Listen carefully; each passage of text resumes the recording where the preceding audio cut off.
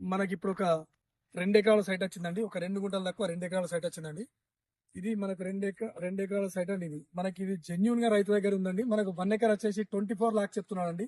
Best price లో మనకు site వచ్చిందండి. చూడండి, మనకు అదే విధంగా చూస్తుంటే మనకు ఫామ్ ఆయిల్ ఫ్యాక్టరీ అండి. 3,50,00,000తో మనకు ఫ్యాక్టరీకి ఆనుకొని మనకు ఒక 2 ఎకరాల సైట్ వచ్చిందండి.